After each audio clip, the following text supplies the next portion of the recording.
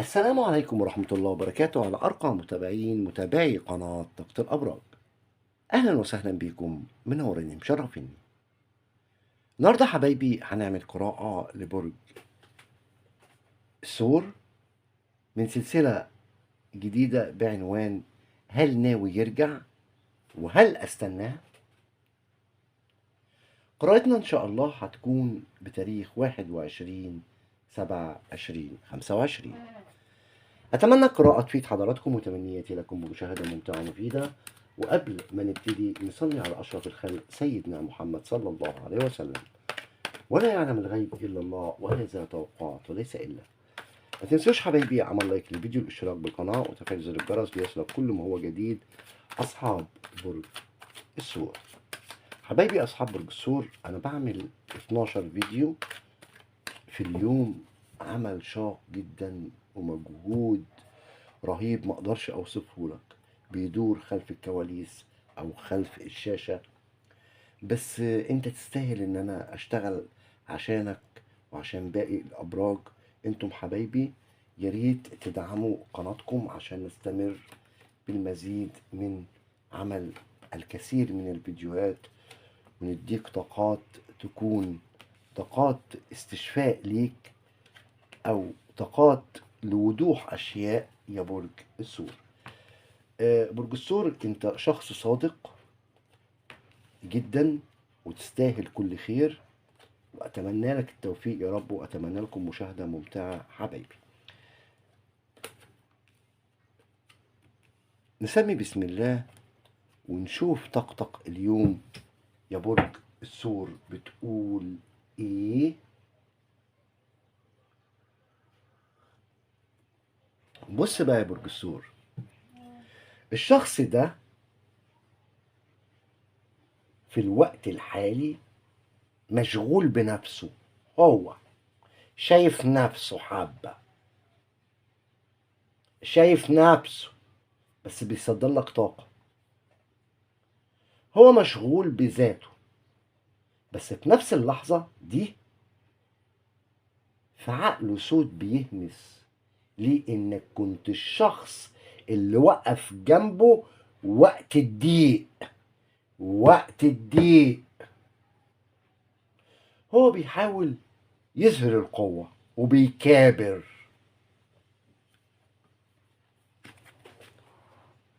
بس برضه خافت سيفه ليك انت وعينه عليك انت، لان انت اللي في القلب.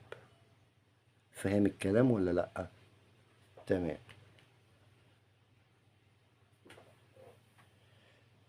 بيبعد لكن مش ناسي.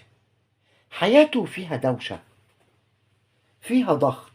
الشخص ده ممكن يكون مسؤول، ممكن يكون كبير عيلة، مسؤول في ضغط، في دوشة في دماغه. بس كل لما بيهدى شوية بيظهر وشك قدامه، بيفكر فيك بس مش بيعترف بده لنفسه.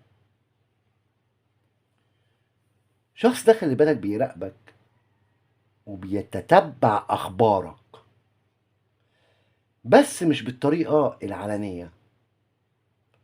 ممكن يكون بيشوفك من حساب وهمي، اكونت وهمي، او بيسأل عنك بطريقة غير مباشرة. في فضول جواه ناحيتك، ودايما عايز يعرف انت وصلت لفين، اتغيرت، ندمت، مبسوط. هو عايز يعرف، عنده فضول على طول، لذلك هو بيراقبك. هو مش قادر كمان يقفل الصفحة دي بشكل نهائي رغم كل محاولاته، مش عارف يقفلها. مشاعره الحالية اتجاهك، الراجل ده أو الشخص ده أو الست دي، مهما حاول يهرب من مشاعره في حاجة جواه بتشده ليك. هو بيحس بالراحة لما يفكر فيك، يعني بمجرد ما يفكر فيك بيحس براحة، بتنور له طريقه، أفكاره. حتى لو اتوجع منك، في حنين جواه، في مشاعر مش محسومة كمان، بس في نفس الوقت في خوف. خايف يرجع يتوجع تاني، خايف انك تكون اتغيرت يا سور، او بقت اسوأ، انك تكون اتعافيت ونسيت. الشخص ده هل بيخطط للرجوع؟ هو مش بيخطط بشكل مباشر بصراحة، لكن عنده نية داخلية. أنا مخترق قلبه جواه، في نية داخلية إنه يرجع يتواصل. بيفكر في خطوة بس متردد، عنده شعور إنه لازم الأمور تيجي بشكل طبيعي، أو يمكن هو مستني منك إشارة. الرجوع مش مستبعد، خلي بالك، لكنه مش وشيك جدا، إلا لو حصل شيء يغير المعادلة واللعبة. لو حصل الشيء ده، طب الشخص ده لو رجع هتبقى نيته صافية؟ ده سؤال اللي لازم انت تتأمله كويس. لو رجع هيرجع من نية صافية؟ الرجوع ممكن يحصل، لكن هل نواياه هتبقى صافية؟ هو بيحبك بس في جزء من جواه مش عارف يتحكم فيه. في لسه مشاعر، بس كمان في احتياج، وفي كمان خوف من الوحدة. لازم انت تسأل نفسك يا سور، هل الشخص ده هيرجع لانك انت، عشانك انت، ولا علشان ما لقاش حد مكانك؟ النية هنا مش خبيثة، لكنها مش واضحة معايا بنسبة 100%. قافل عليها هو الطاقة، قافل عليها. وبص بيبصلي ازاي في الكارت، بص ملامحه بيبصلي ازاي، شايف ملامحه؟ قافل عليها الطاقة دي.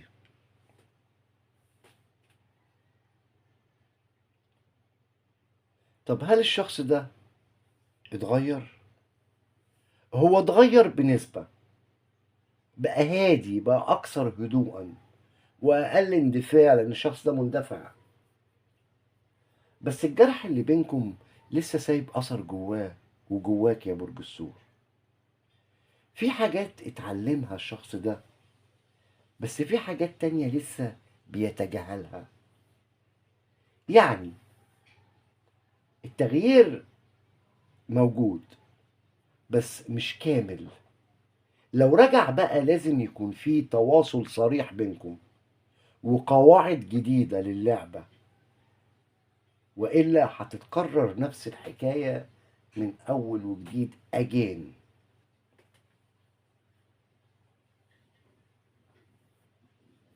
طب هو بيفكر إن أنا نسيته يا أبطال؟ هو بيخاف إن أنت تكون نسيته، وده بيزعجه أكتر من أي حاجة. يمكن ده كمان بيخليه متردد إنه ياخد الخطوة، خطوة الرجوع دلوقتي. هو مش قادر يتحمل فكرة إنك تكون اتخطيت العلاقة.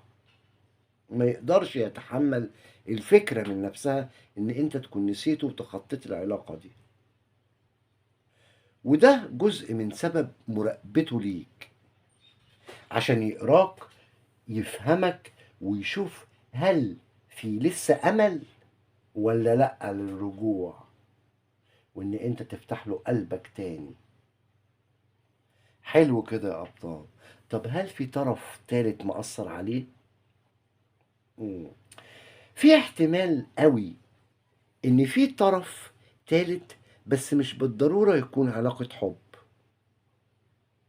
ممكن يكون تأثير من الأهل، أو من أصحاب، أو حتى من مخاوف مخاوفه الداخلية اللي بتمنعه من التقدم، انه يتقدم. ولو كان في علاقة تانية فممكن تكون انتهت او على وشك الانتهاء، لان هو بيقارن من غير ما يقصد، وبيكتشف ان مفيش حد واخد مكانك في قلبه ولا عقله يا برج الثور. طب هل الشخص ده يا ابطال يستاهل ان انا استناه؟ ده بقى قرار صعب، وما ترميهاش في عبي يا برج الثور. لازم تفكر في القرار الصعب ده من غير قلبك. هو لو رجع هتعرف تسامح؟ هل هو قادر يديك اللي انت محتاجه؟ لو اجابتك نعم في التعليق في الفيديو، استناه.